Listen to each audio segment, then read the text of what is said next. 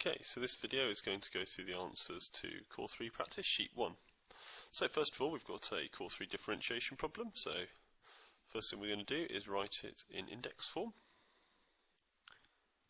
And then we've got a third there.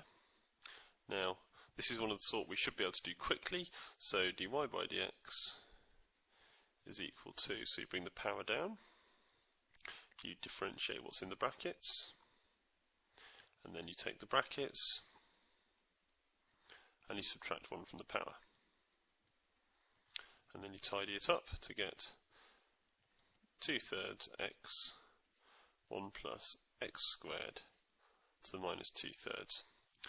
Or you could use a chain rule, in which case you would say let u equal 1 plus x squared,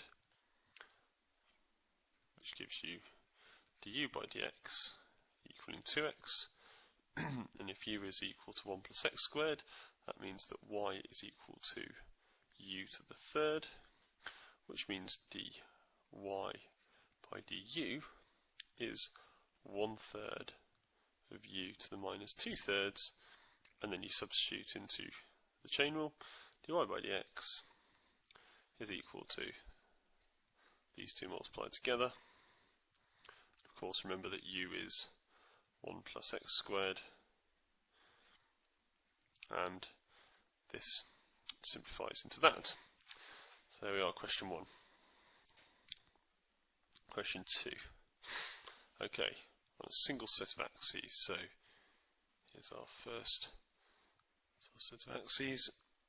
So first of all, this one here in red, y is equal to e to the x minus 1. So e to the x has an asymptote of y equals 0, so this is going to be a vertical translation down 1. So it's going to have a new asymptote of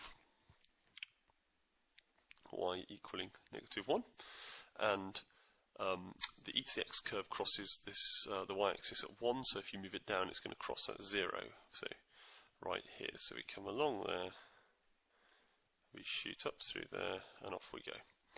And there we are, y is equal to e to the x minus 1. Now, the second one, this is a reflection, that's the minus bit, and a stretch. And it's going to be reflected in the y-axis. The line x equals 0. And it's going to also be stretched, so instead of crossing at 1, it's going to cross at 2. So we've got, this is our asymptote here. And off it goes through there, and up it goes. And this has got an asymptote of y equals 0.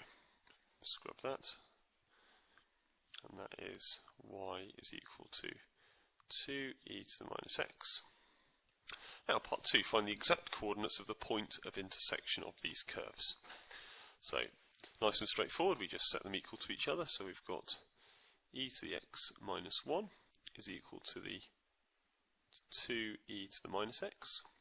So just to make it a bit more obvious, I'm going to convert this into fraction form, then multiply through by e to the x. So I've got e to the 2x minus e to the x minus 2 equals 0. I did two things, I subtracted across, and that factorizes to e to the x minus 2 and e to the x plus 1. Notice the form of the quadratic here, the 2, the 1 and the constant term.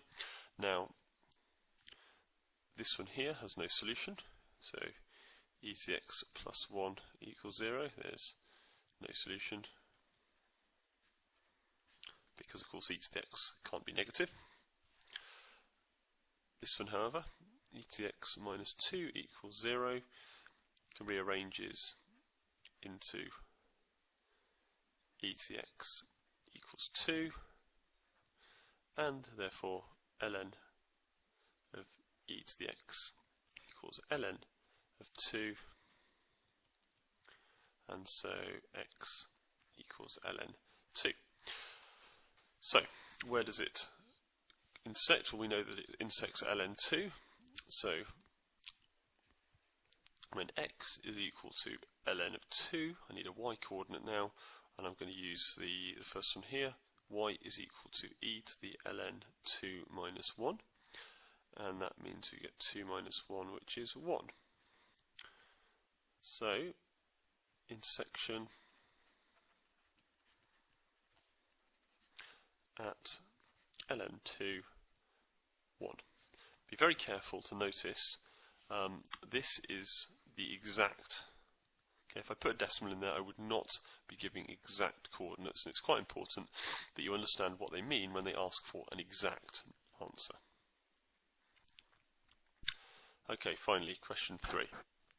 We can use the quotient rule to show the derivative of this is 1 over cos squared x. So let's start off by saying that y is equal to sine x over cos x, and we're going to call it u and v, so u is equal to sine x, which means du by dx is going to be cos x.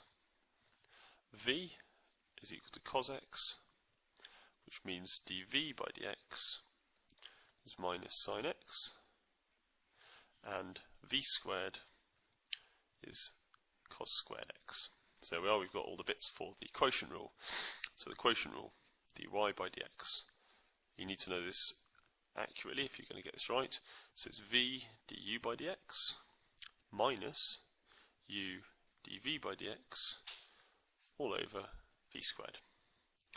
And as long as you don't remember it wrong and you get all these nice little bits right, it's just a question of sticking it all in.